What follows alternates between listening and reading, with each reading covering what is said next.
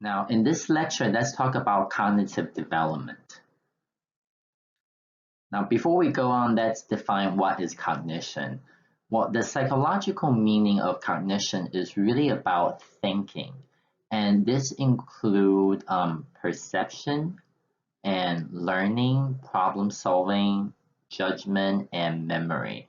And a lot of people would actually equate consciousness with cognition. Okay, so cognition really is about a conglomerate of what you are basically thinking, and then the way that you are basically processing information from many different modalities, and together they kind of mesh together, and then they form a whole experience, a mental experience that is like unconsciousness. Now there are many aspects of cognition, as you can see, that is listed here: perception, learning, problem solving, judgment, and memory.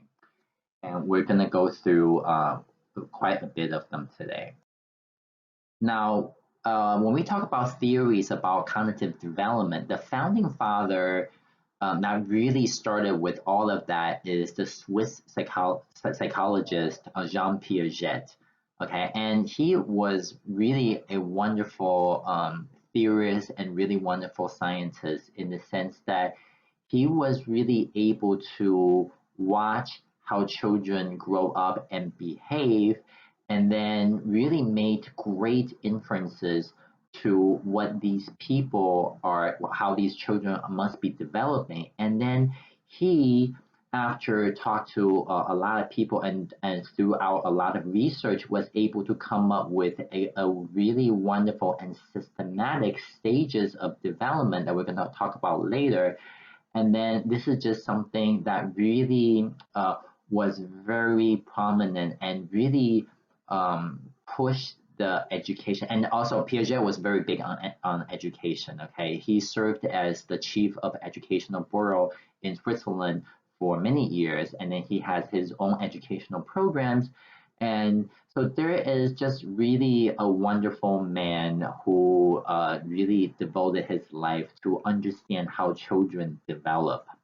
Okay, now what about the actual theories about cognitive development? Okay, so now there are many advantages, but your book actually listed three. So the three advantages of knowing about child development theories is that the first child development theories, they really provide a framework for understanding important phenomena. So in other words, these theories, they use something that they observed, and then they were able to categorize them together and say that this is a very important phenomenon that a lot of people go through when they are maturing during childhood, and then and we think that this is the reason why. So Piaget was very good at extracting the reason behind an observation, and he was very good at extracting and providing meaning. He really was very good at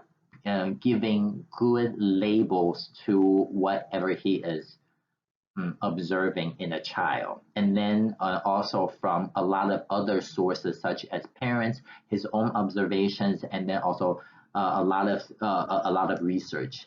Okay. And the next reason is that the developmental theories raise crucial questions about human nature.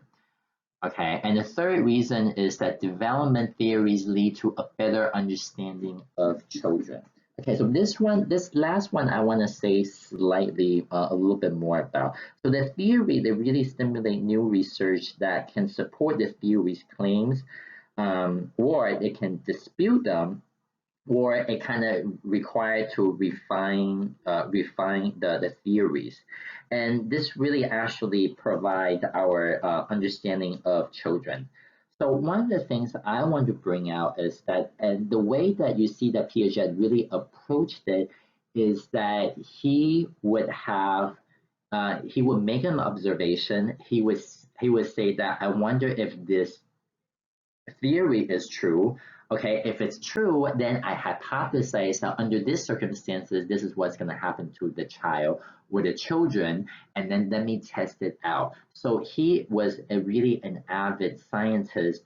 He would go out and test these hypotheses and try to see if what he had postulated or predicted was correct, or what was he incorrect. Now, if he is correct, he would of course he would have supported his claim, right? Now, if he was incorrect in doing so, then he would go back and fix it, and then say that, okay, how would I change my interpretation of these data and that we're getting, and then how and because I'm changing the way that I am interpreting these data, should I also modify my theory? Okay, so you can see that Piaget was very good at doing this, generating theory, then find out if he is correct. Well, first of all, he generated a theory, and then after that, he would make a hypothesis about something, and then he would actually go out and test them, would make a further observation, and then he will come back and see if the data he got or the behavior he observed, does it fit with his hypothesis? Does it support or does it refute his hypothesis? And if it's not supported, then he will go back and modify his original claim, and then and he might even go back to reinterpret or modify his theory about something. And so you can see that this in the entire work of Piaget is really very well based on some very sound science. Okay, so now, so there's a lot of things that we can learn about how Piaget is. Okay, now we're gonna talk. So today I'm gonna talk to you very briefly about what his cognitive development theories and stages that he proposed. Now, let me tell you why Piaget's theory of development is so popular. Now, your book is pretty good at listing them, but I just want to add before here my own point of view, okay? And the reason why Piaget's theory of development is so popular to me is that he really is a wonderful scientist. Not only he's a wonderful scientist, he's a wonderful observationist, which means he's very good at observing a child and then really infer what they must be thinking and then forming his own theories and then make observations and and then test his hypothesis. Okay, so and then you'll see that very few studies in cognitive psychology has yet to prove Piaget wrong. And then the reason for that is Piaget is so meticulous and so vivid when it comes to his observations and his description of behavior. Okay, now his interpretation might be a little bit off, but then not very often. Okay, and because when he is writing about his interpretation, he will also write something that is kind of like an alternative explanation for this kind of stuff. Okay, so he really is a wonderful scientist and theorist when you kind of think about it. Okay, and so there are very few holes in his theories that you can find. All right, so that's the first and the second reason that we have talked. Okay, now another reason why Piaget's theory is so popular is that this is very useful to parents, teachers, nurses, daycare people, pediatricians, and basically any role that has to come in contact with children. You need to, it's useful, this Piaget theory is useful to you. Okay, now the third one is the exceptional breadth to the theory. Okay, and you can see that this goes from the infancy to adolescence. Okay, and then the top is very wide. It really goes from the conceptualization of time, space, distance, number, language, learning and memory, problem solving, scientific reasoning. So it really talks about a very broad aspect of cognitive development. Okay. And then the last reason that your textbook mentioned is that this is also a very good depiction of the interaction of the nature and nurture problem, as well as the continuity and discontinuity that characterize intellectual growth.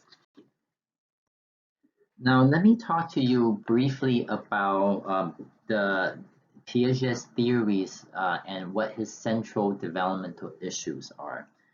Okay, now Piaget, in terms of the nature and nurture, he really believed that nature and nurture interact together to produce cognitive development. And as you saw from the previous lectures, in terms of how the nervous system develops, you really know that this is true. There is something that if you don't do anything, you see like the natural rise and fall of the number of dendritic spines, for instance. And then you also saw the rise and fall of the actual development of the neuronal morphologies for another instance. But you also saw, so that is like the nature part of it, right? But you also saw that how life experiences in the manipulation in the sensory activities or the environmental enrichment, how that can also interact with the development. Okay, so in this sense, Piaget, and of course, he's not like a neuroscientist, but then he innately believed that there is a combining with the role of nature and nurture together, and then nature includes like children's maturing mind and body, and the nurture part really is, as of course, as we know, is how the environmental and the significant experiences that they believe in. Okay, and then now when you look at continuity versus discontinuity, you see that Piaget depicted development as involving both continuities and discontinuities. Okay, now the main sources of the continuity really comes from these three processes. Okay, the assimilation, accommodation, and equilibration. Okay, so all of these, they work together from birth to propel development forward. And we'll talk about it in the next slide. Okay, now when it comes to the sources of this continuity, Piaget really he really have a good aspect when it comes to like the distinct stages of cognitive development. And so these are something you guys probably have learned during your Psych 101 class, but these are like the very famous ones: the sensory motor stage, which goes from birth to 2 years of age, and then there's a pre-op stage, pre-operational stage, that is ages 2 to 7, and so this is before elementary school. And then in the concrete operational stage, this is from 7 to 12 years old, and you see that this is from elementary school to the end of elementary school. Okay, and so this is from 7 to 12 years of age. And then in the final stage, the formal operational stage, this is from 12 years old and beyond. So this is when the adolescent and adults, they can think deeply and not just concretely, but also abstractions. So we'll talk more about each one of them.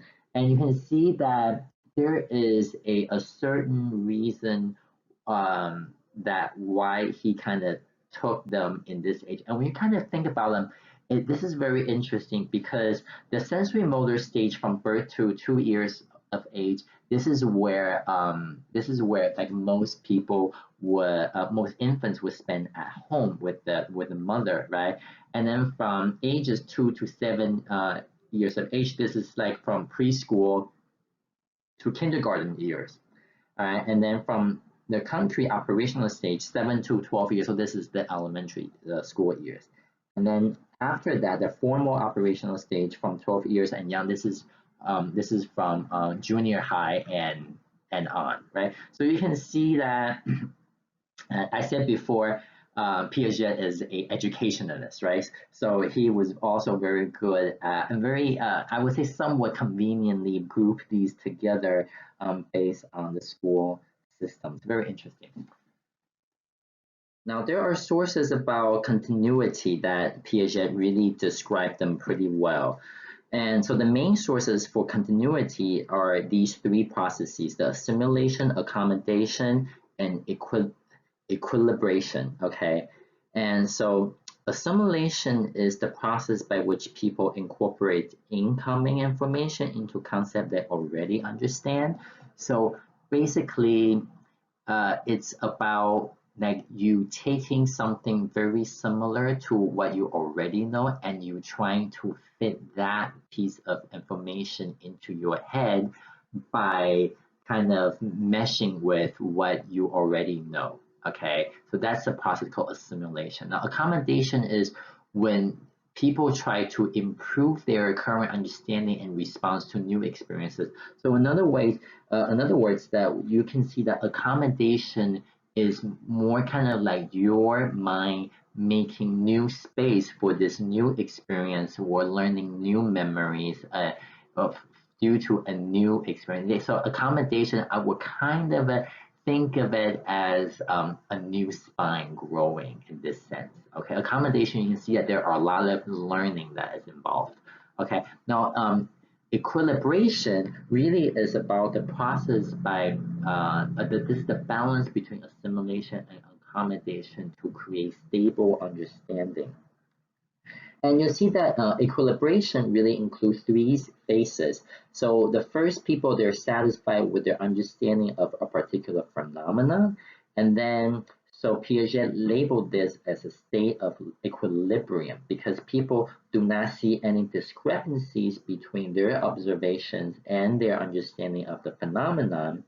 And then new information let them understand basically what they are understanding is inadequate, and then this realization put people in a state of disequilibrium. So you can see that that balance is off right now. Okay, and then they recognize shortcomings in their own understanding, but then they cannot generate a superior alternative.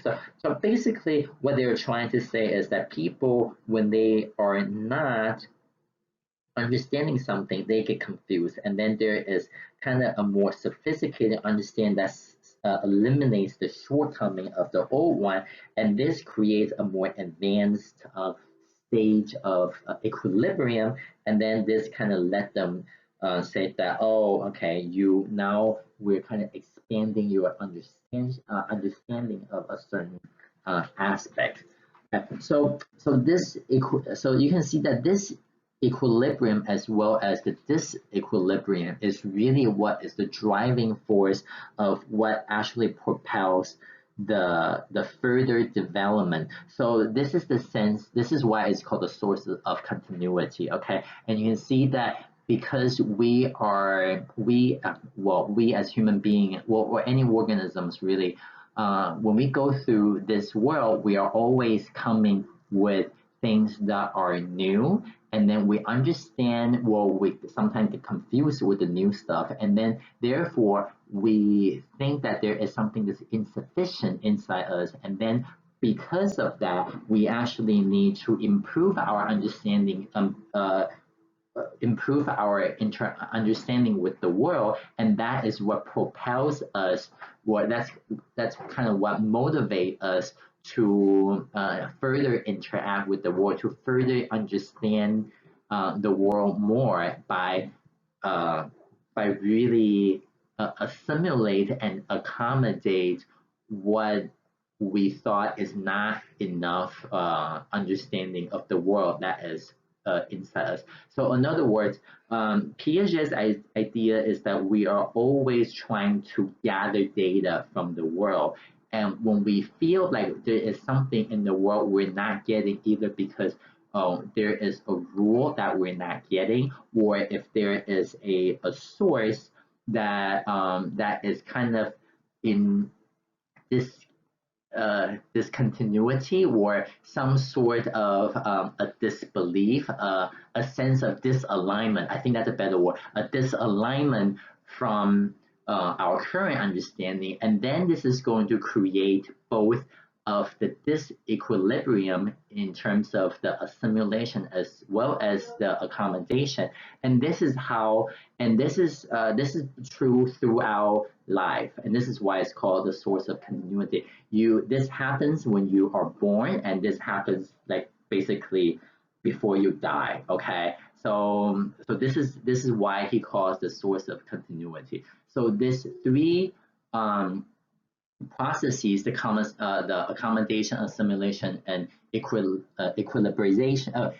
Equilibration is really all. This is kind of like a repeating theme that we keep going on in the rest of our lives. This is why this is the source of continuity. Now let's talk about the sources of discontinuity. Okay, so now you'll see that the Piaget really have an idea of what is continuous aspect when it comes to the cognitive development, but his most famous part of his theory really is about these four different stages, where he really described like a very distinct stages of cognitive development. So for Piaget, he really saw these stages as part of the basic human tendency to organize knowledge into coherent structures.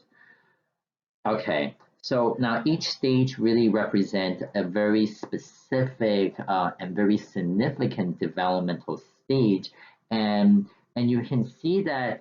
Now I want to just point out, just because let's say the sensory motor stage is birth to 2 years of age. Okay, it does not necessarily mean that okay, this child just had his second birthday, and then tomorrow you're gonna wake up and then you're gonna see this as all of a sudden you'll be like, oh wow, how come you're just all of a sudden so much smarter? No, it doesn't really work that way. But then, and it's not like a sudden jump that happens overnight. But then there is a certain point in the life, all of a sudden there is kind of like a growth spurt when it comes to the development. So you kind of see it as when, let's say for instance, the sensory motor stage is from birth to 2 years of age, right? And then the pre-operational stage is from 2 to 7 years old.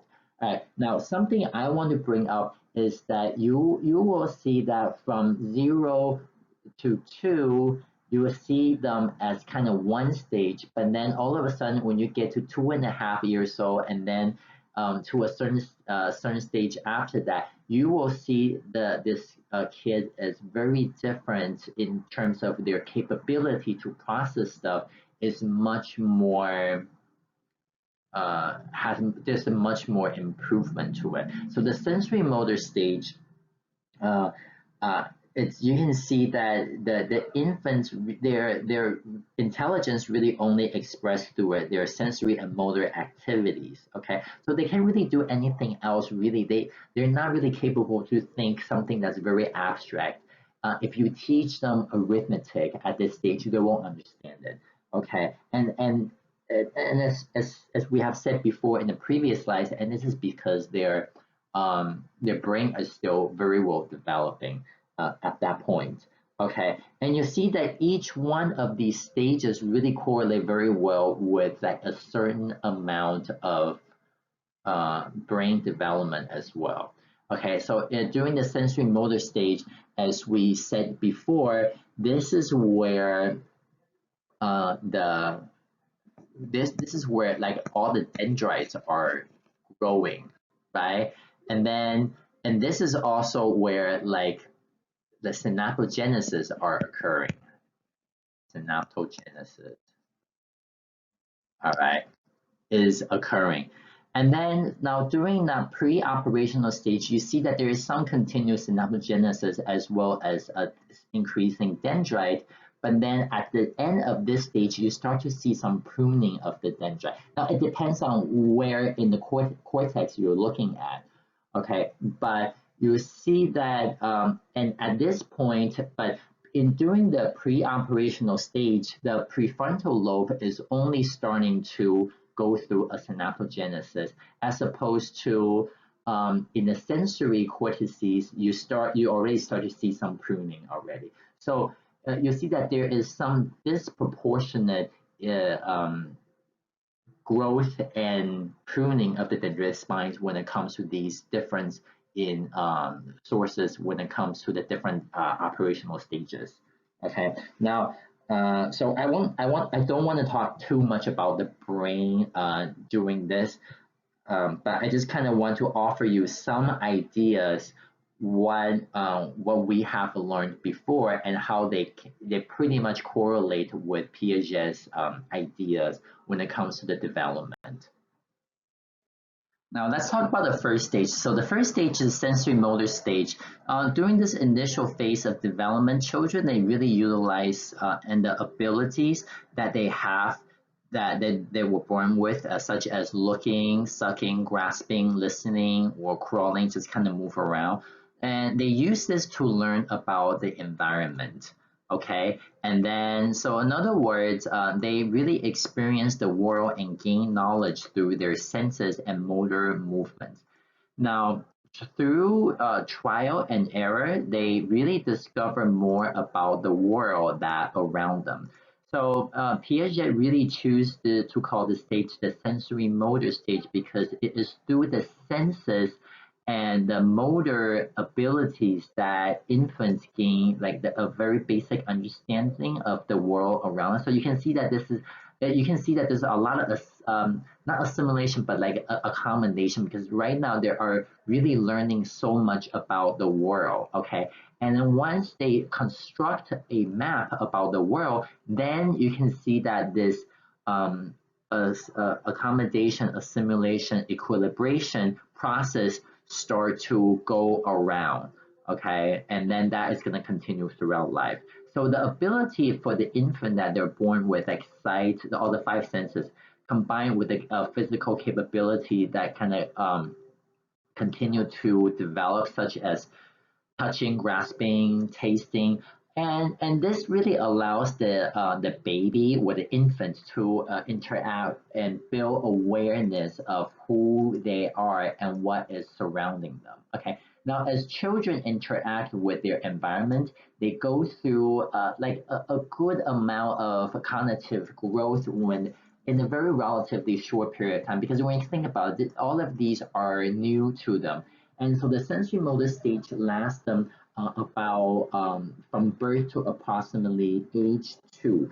Okay, now there is something very important term that I want to say, and then this is object permanence. Okay, so this is the knowledge that objects continue to exist even when they are out of view. So when you try to hide something so let's say if you try to cover something up and then without moving it, the child before that they would kind of assume that something is gone. So this is why you always kind of play the peekaboo, where I'm here, I'm here, I'm not here, I'm not here, and then when the children start not seeing their mom or got covered by something, they start to panic and they start to cry, right?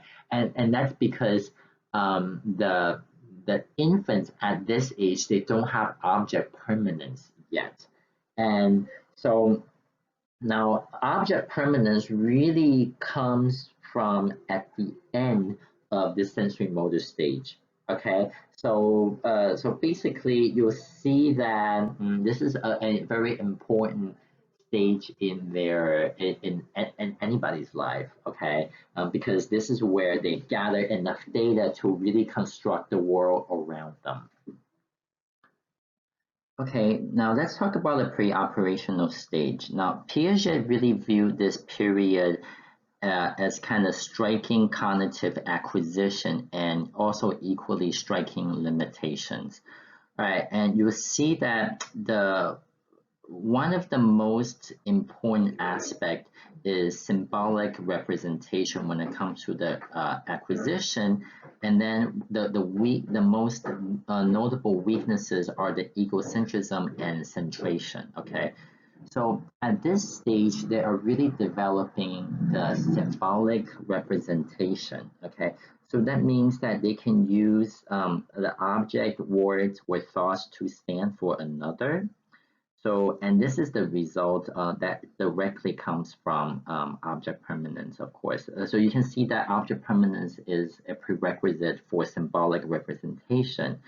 And so this is when they can draw symbols of the sun just by looking at the sun, and then they can, and then when you point to like a drawing of a sun, they know that this is the sun, and so forth. Okay, and so they are going to start to so they start to get some of these symbols of what things really mean, and then they can kind of look at the drawing and then relate to the real thing.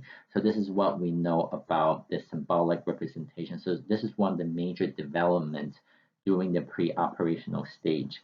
Now, the next thing I want to talk about is egocentrism. Okay, so now, the Piaget is this is one of the limitations in their thinking, and this is egocentrism. Okay, so which basically mostly is regarding the world solely evolves from their own point of view. Okay, and so the example of that is kind of like preschoolers' difficulty, like taking other people's like perspectives.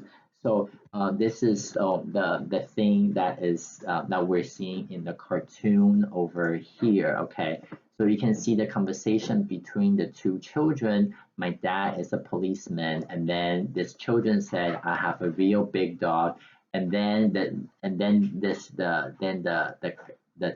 child on the left says he caught a robber once.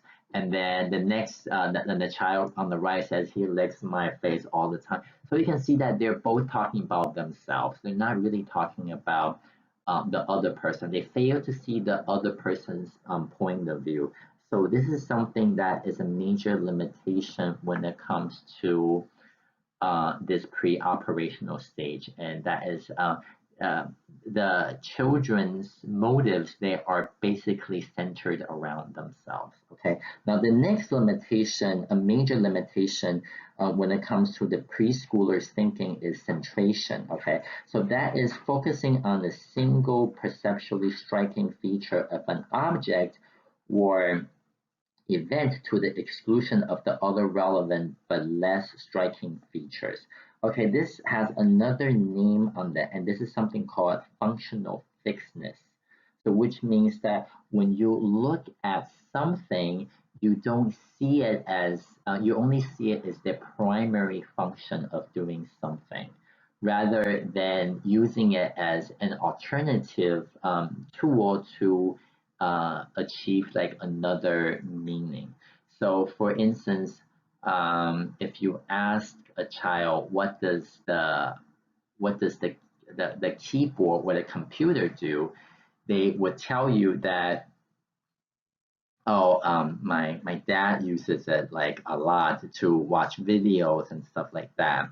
But then, but they do not also think of its other alternative purposes. For instance, you can use computer as a weight to hold down, let's say, the pages of paper to avoid it from being blown away. Okay, so they don't see this, they don't see the computer of having another function that can serve some other else. They just see it as the primary function. And that's one of the things is the centration. Okay, so this is the idea. You see that this is something called the functional fixedness. Okay. Now let's talk about the concrete operational stage, and that is the third stage in Piaget's theory of cognitive development. This period spans the time of the middle childhood. So this is basically the elementary school years, okay? And now this stage is characterized by the development of logical thought. But we'll come back to like which logical thoughts they can do and which logical thoughts they can't do.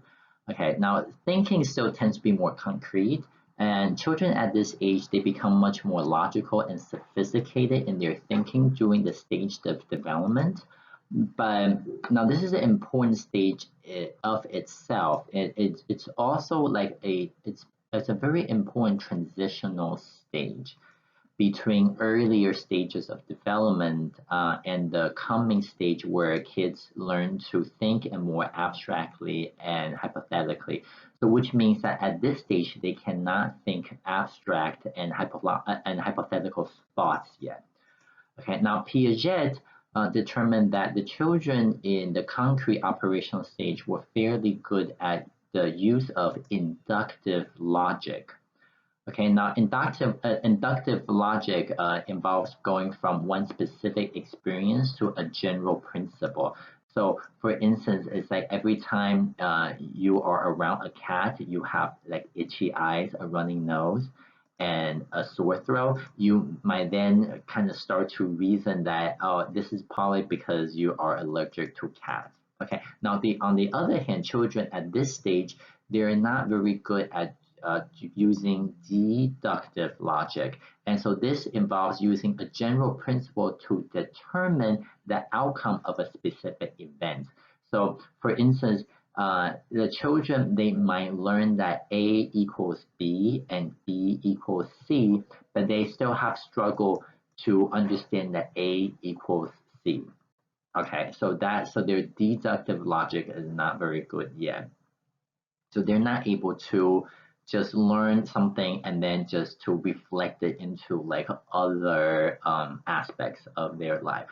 Okay, but they can make a one association to another pretty well. Okay, now the next thing that's very striking about this stage is that they understand reversibility.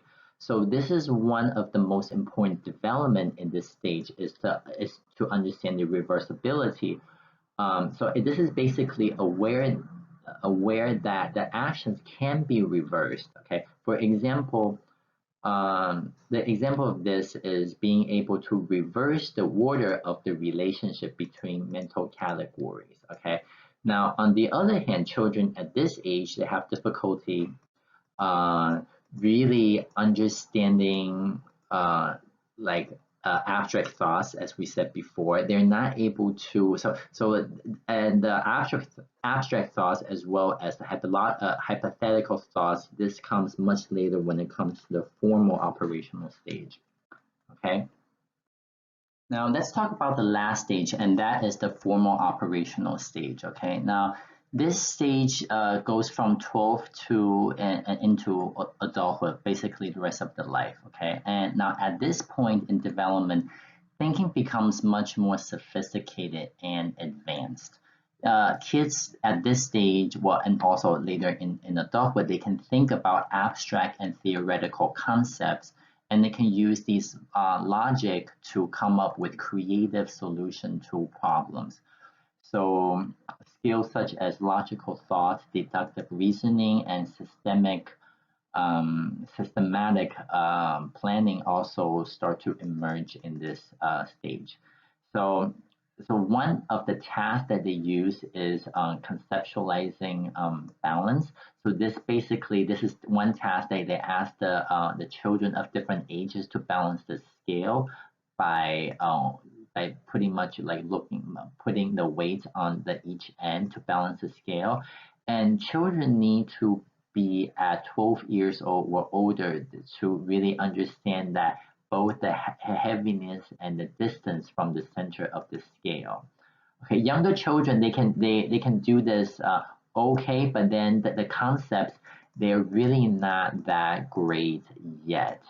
So it wasn't really until age 12 or 13 that the children can really use this logic to really have an idea of what this task really takes. Okay, now the next one is the abstraction of ideas. So basically, this is another set of experiments. So Piaget asked children to imagine where they would want a place of a third eye if they had one. Okay, so you can kind of think that the younger children said that they would put the imagined third eye in the middle of the forehead. the older children, they will want to come up with a variety of creative ideas where they will put this hypothetical I and various ways that I could be used for. So for instance, they might say, I want it on my hand, because this way, when my hand goes into a place, like a dark place, or like in the bag, I can know exactly what I'm looking for, something like that, okay? Okay, now there's also the idea of deductive logic. This is something that we said that they cannot do in the previous stage, right? But they're quite good at this formal operational stage. So Piaget really believed that deductive reasoning comes from necessary during the formal operational stage. Now, this deductive logic requires the ability to use general principle to determine a particular outcome.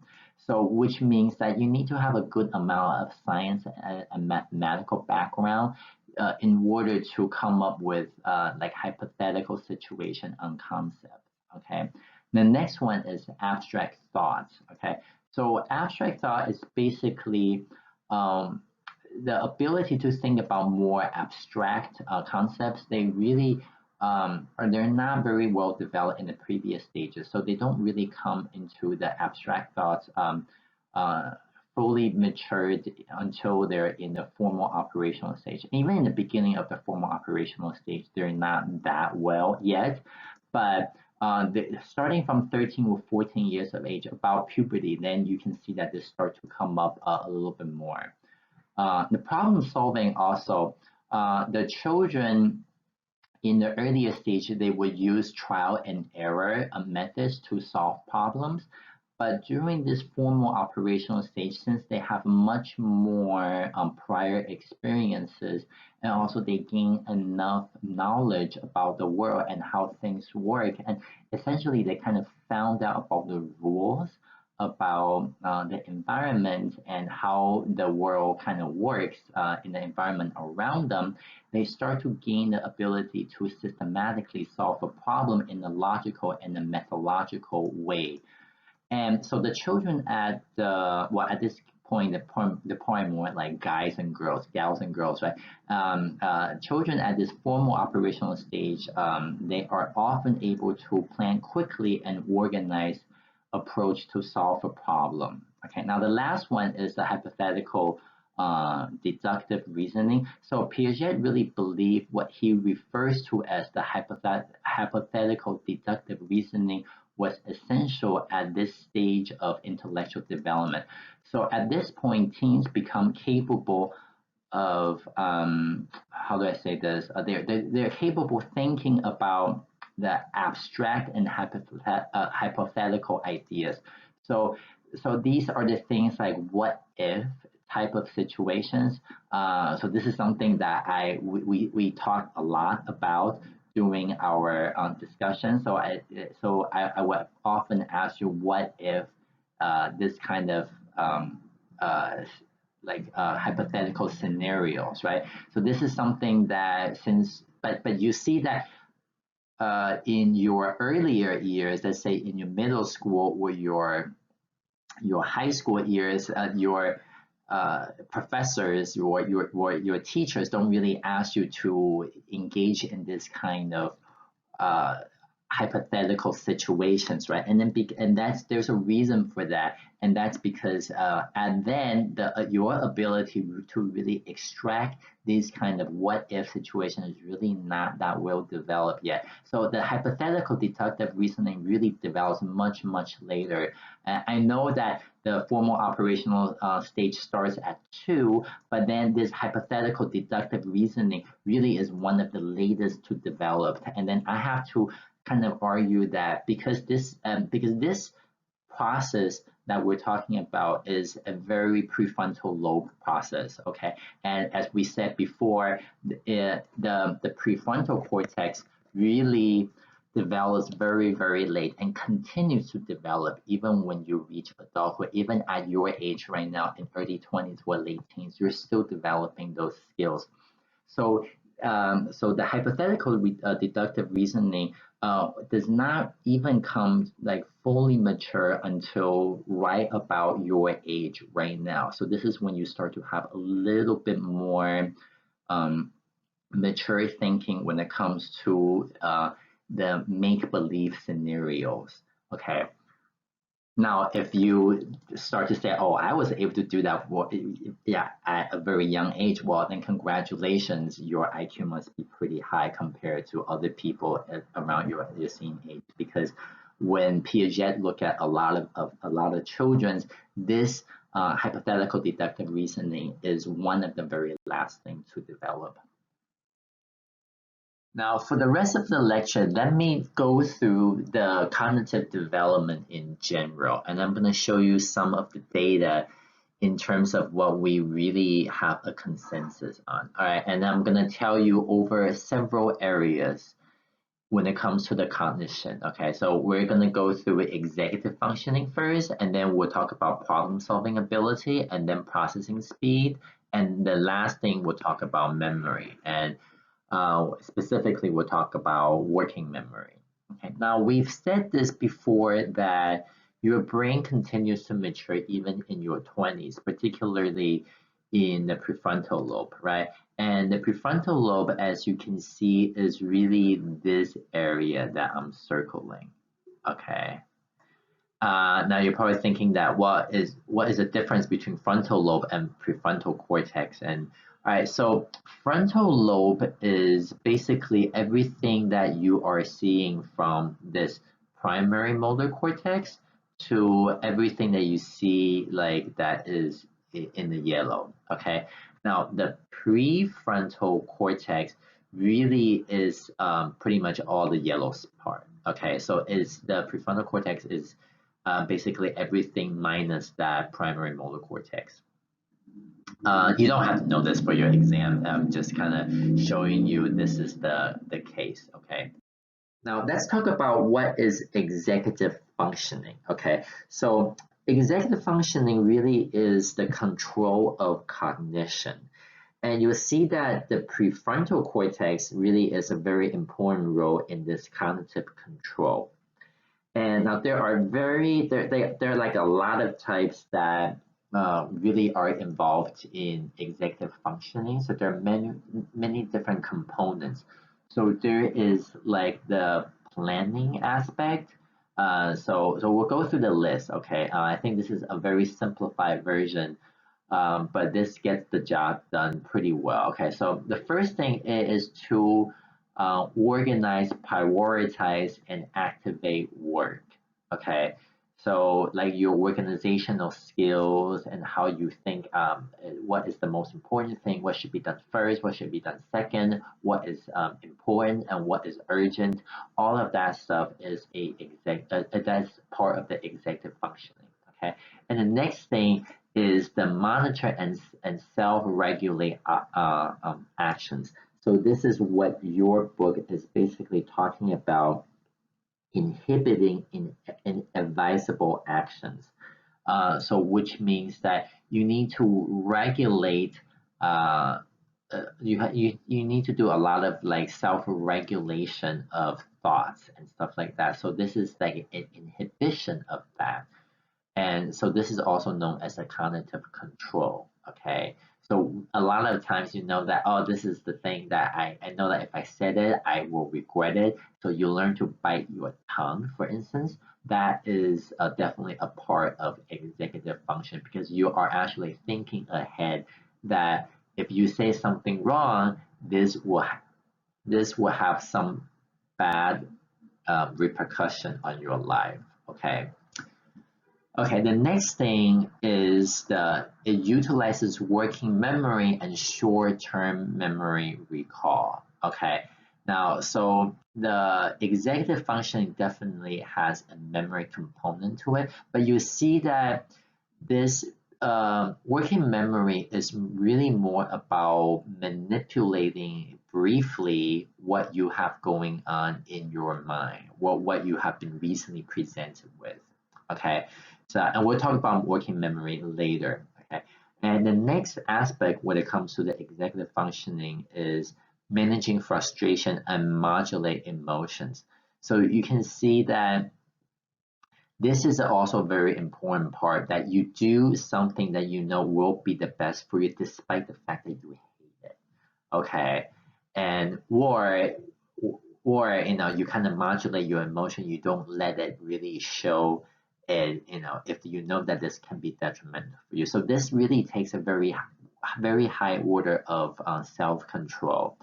And you'll see that this development of executive functioning is really not fully developed until you're in the 20s, sometimes even in your 30s. Okay, so and as we said before, that's because your prefrontal lobe does not fully become mature in your 20s until you're in the 20s. Okay, and then they continue to mature even after your 20s, in your 20s. Okay, the next one is the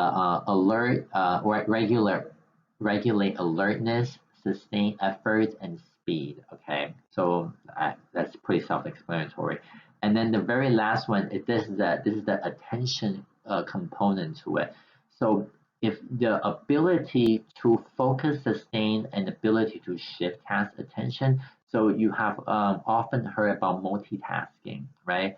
Multitasking is one of the key components of executive functioning. Okay, so set shifting meaning that, let's say you're doing your biology homework, and you're also hungry at the same time, so you are going to cook something while you're doing your biology homework because that saves time. Okay, so so you have to constantly go back to say that, oh, let me go watch to see if that thing on the stove is it being burned. Okay, and then the next thing I'm gonna come back and I'm gonna do my homework, and then another maybe 2 minutes later I'm gonna go watch that food to see if it's burned. So this set shifting of attention really is also a major part of the executive functioning. Now, you'll see that the executive functioning skill, they're really not very well developed during the early years. Okay, and you can see that from age 0 to 6, basically there is not that much executive functioning that is going on. And then, so on the y-axis, what basically you're seeing, this is the executive function skill proficiency. Okay, and you'll see that even when it's like from 12 to, I guess this is 13 or 15, I think it's 13. Okay, there is still not that well developed compared to when the person reach their 25 to 29 years of age. You can see that there is still more that is developing. Okay, now one of the things I want to say to you is that you should really try to do something meaningful with your life while you're still young. And that is because after you start to hit 40, that executive functioning skill start to go down again. You can see that from 40 years age and so on, this is going like a downhill. Okay, so definitely utilize your time well while you're still young. Okay, do the stuff that you think is going to help you, and go for the things that you want, and then definitely utilize your brain as much as you can. And now because we have also talked about neuroplasticity before, right? And then neuroplasticity just kind of suggests that we can always better our brain as much as possible. So don't waste this golden year of your life while you are in your 20s and 30s, because this is when your executive functioning really is at its highest. I mean, I'm not saying that after you're 40 you become like really dumb, but then after 40, of course, you can rely on your experiences. There are a lot of knowledge that are being gained, and then there are a lot of mistakes that you won't make that you did in your early 20 years or in your early 30s. But you see that in at 20 or 30 years old, this is when your brain really is at its peak in terms of performance. Okay. Now let's talk about the development of problem-solving abilities. Okay. Now the Piaget's theory depicting children at a given age as using a particular strategy to solve a particular class of problems. Okay. So he talked about a 5-year-old as solving conversation of number problems. Okay. And then they do this by choosing like a longer row of objects, and the 7 years old they solve the same problem by reasoning, okay, that if nothing was added was subtracted, the number of objects must remain the same. Okay, now according to the overlapping waves theory or the overlapping waves model, basically individual children usually use a variety of approaches to solve problems. Okay, so this is what basically what you're looking at is the overlapping wave model. Okay, it proposes that at any one age, children use multiple strategies, and then with the age and experience, they rely increasingly on more advanced strategies. Okay, and so you'll see that. So here, what you're reading is that strategy one would actually mean that it's the least sophisticated strategy. Okay, and strategy five would mean that it's the most advanced strategy. So you see that when children are younger, they are more likely to use less sophisticated or more primitive kind of strategy to solve problems. And what happens when they get to like when they get older, then they're more likely to use sophisticated strategies. And then you can see that in this middle part, you see a lot of overlapping of strategies. They might use a combination of strategy one, strategy two, strategy three, strategy four, and five. So there are multiple strategies to solve problems while the children are developing. But then you can see that later on, when people get older, they realize that this XYZ strategy, let's say strategy one, is pretty primitive. They think that, okay, I don't really need to use this strategy in order to solve this problem. So they abandon them. Okay. And then strategy two, by the same token, when the children becomes older and older, they tend to use it less and less and less because they realize that maybe it's more time um, consuming. Okay, it might take too much time, and that's not therefore not the most efficient way of solving the problem. And they might also kind of also realize, let's say strategy four or strategy five are better suited for this particular time, particular kind of problem that needs to be solved, and therefore they use this in order to maximize their time and their as well as their efficiencies. And it could also be due to that the strategy four and five are the ones that are more useful for the type of problems that they really need to come in contact with later on in their life. So you see that it really becomes one of those things that the overlapping wave model is kind of suggesting. Now let's talk about processing speed. Now let's say when two people are doing things exactly the same way, and then they both came up with the same answer, and how do you determine who is smarter? Well, the way you determine smarter is who did them faster, right? So you can see that processing speed really is a very important aspect of cognitive process as well. So over here on left in the panel A, what we're looking at is the mental rotation speed, in which that the scientists give the subjects or the participants to look at an image and then ask them to flip it either let's say 180 degrees or like 90 degrees or 45 degrees or something like that. And then they ask them, I give them a bunch of choices and say that which one is the correct answer. Okay, and you can see that on the x-axis, what we're seeing is from 8 years of age all the way to 23 years of age, right? And then on the y-axis, what we're seeing is the mean rotation time that it took them to get this task done. And all the dots here, the blue dots, these are the individual data points. And then the red line is the best fitting line. Okay, and you can see that. So the best fitting line really is telling us a trend in how the data really look.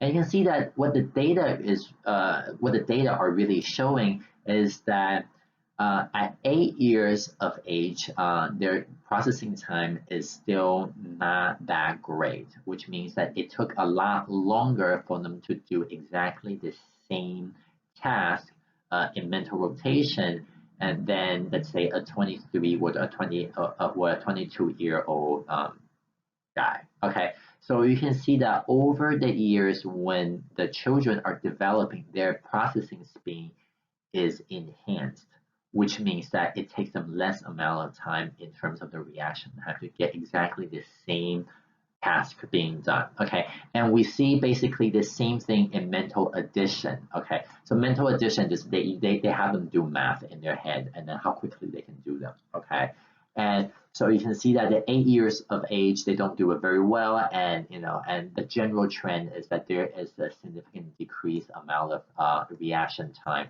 that it needs them to get this task done. Okay, so as you can see, that processing speed is improved with mental maturation or the maturation of age as well. But something that I want to show, I want to add here is that they only show you up to 23 years of age, right? When it comes to the other end of the spectrum, when people get to their 60s and 70s, you see that this processing time they go back up again, okay?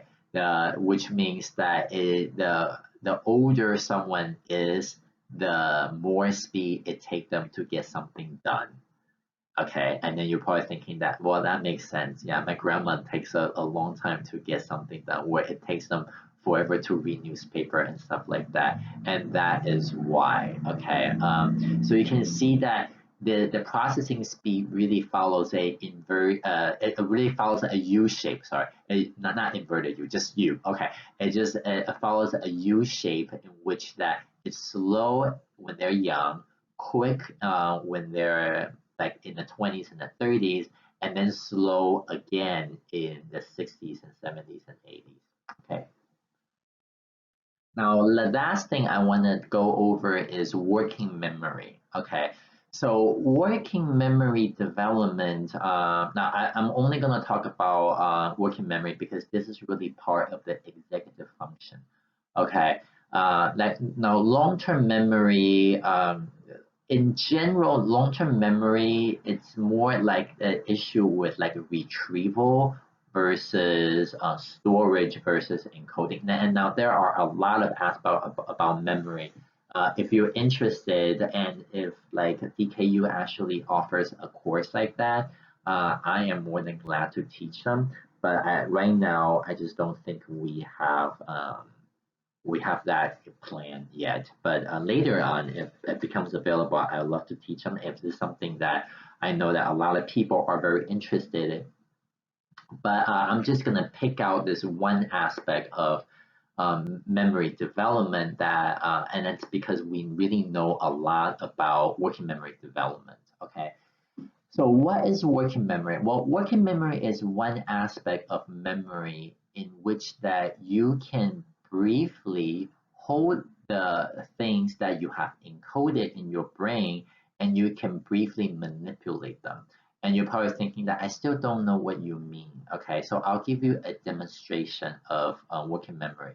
So let's say I am going to tell you 3 to 4 letters. I can either tell them in letters, or I can tell them to you in numbers. Okay, but then I'm going to mix them up. But what I want you to do is I want you to first tell me in alphabetical orders the letters, and then I want you to tell me in sequence the numbers. Okay, so let's say if I give you something like a string of letters like J, K, 8, 6, B. And then, okay, and then what you need to do then is to reorganize them in your head into the alphabets first. So you'll need to give it to me in B, J, K, 6, 8. Okay, 8. Okay, so what have you just done? Okay, so what basically I just gave you a bunch of letters and numbers to encode, right? And your job is to reorganize them, and not just reorganize them in terms of the order that they go in the alphabet or in numbers. But what you also need to do is you need to separate them based on whether they are alphabets or if they're letters, right? So basically what you have done is you have stored them briefly in your mind first, and then you have manipulated them based on the categories, and then you need to flip them around. You need to remember what orders they go into.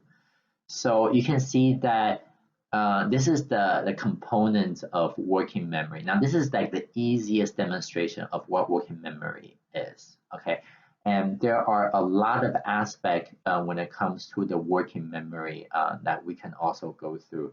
Now in the Baddeley's model, this is a professor that spent a lot of time investigating what working memory is. Okay, so he kind of proposed that there is aspect when it comes to the language and the sound, and okay, and then there is another aspect with the visual space and movements, and then there is another one that involves time and order. Now there are very specific names with that because this is not an advanced class on memory. I won't tell you just like their formal names because you don't really need to know them. What you do need to know them is this thing in the right, okay, and that is your working memory development as a function of age, okay. So the number of items that they can correctly recall and also really trying to manipulate is you can see that at 5 years of age they're not very good at doing this kind of task, okay. But then and you can see that when they go up, it really doesn't matter if it's visual or if it's verbal. I think I had that mixed up. On the one on the left is verbal, and the one on the right is visual. Okay, so you can see that it doesn't really matter if it's visual or is it verbal.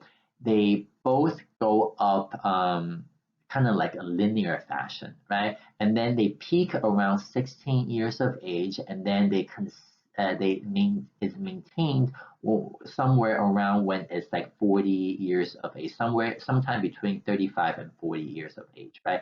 And then after that, this working memory starts to decline a little bit, okay? And now this is something that is very similar to the processing speed that we've seen before. Instead, like this is more like an inverted U or inverted V, whatever you want to call it, okay?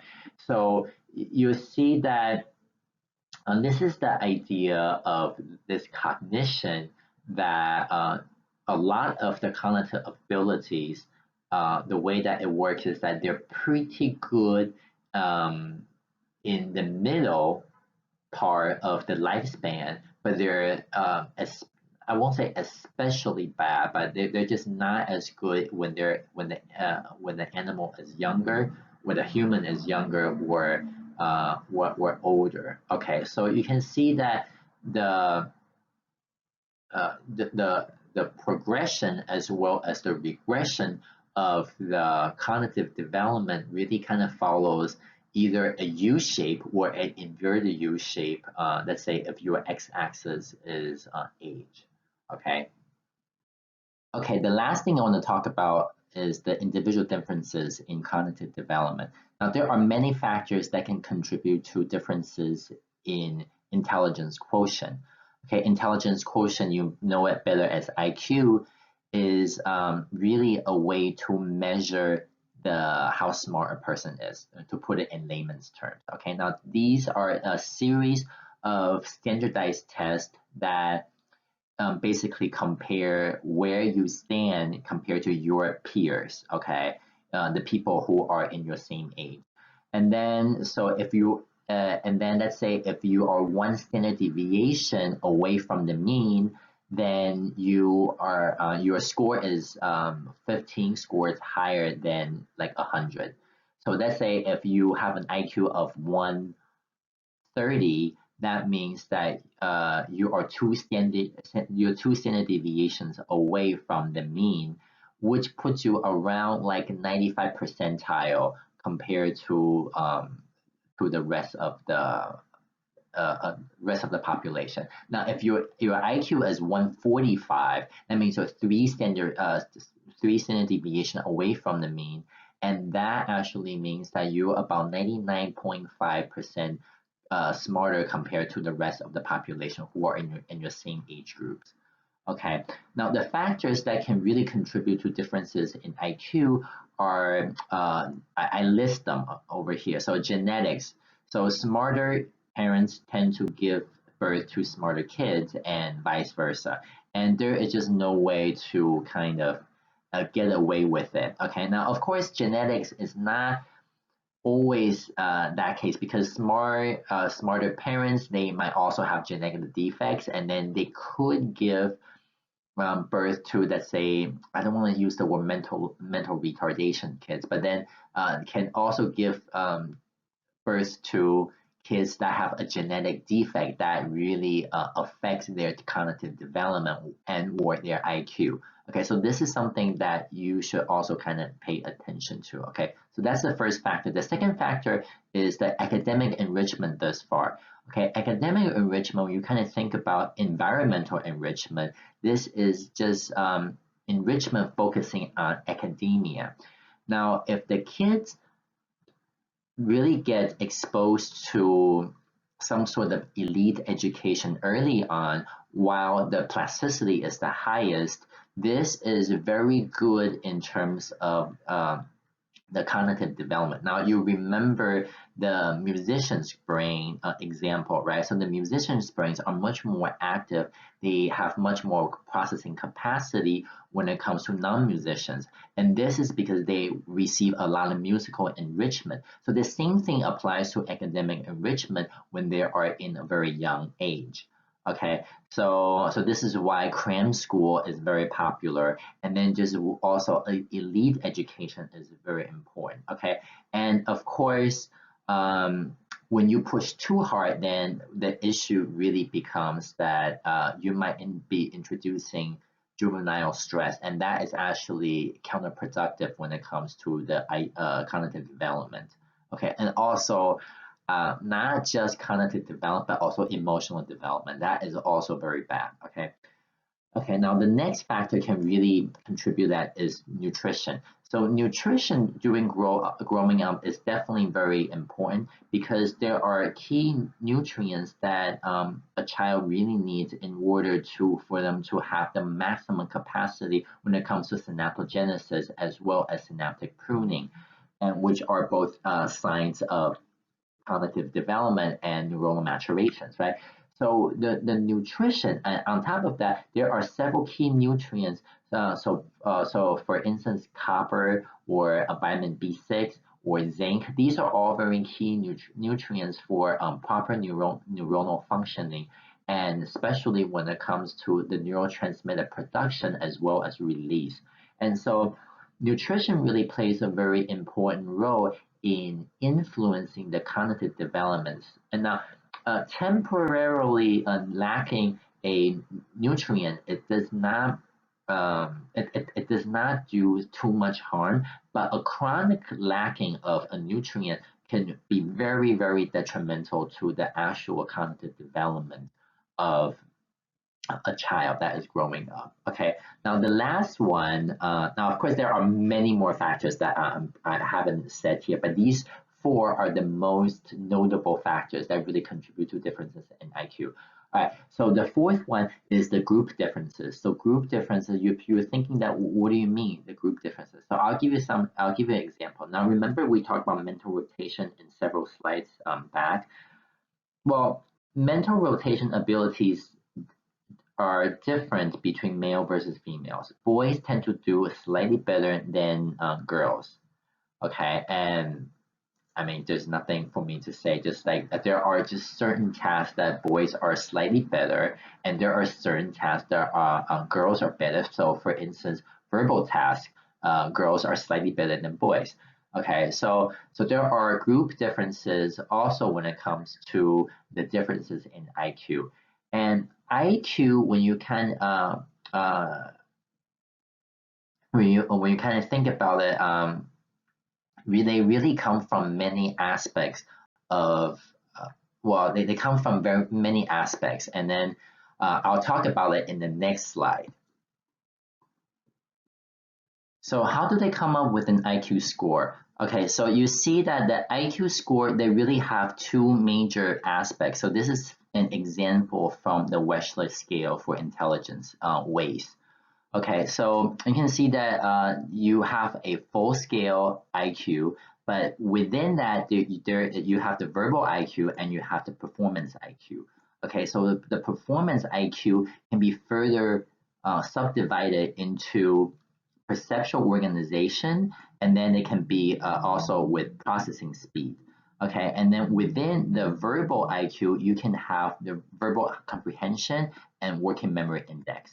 Okay, and then you'll see that each one of these tests is falls basically under a sub division of the IQ. Okay, so each one of this, let's say a picture completion, that's one test. Okay, so they will actually give you, they won't give you all 15, is it 15?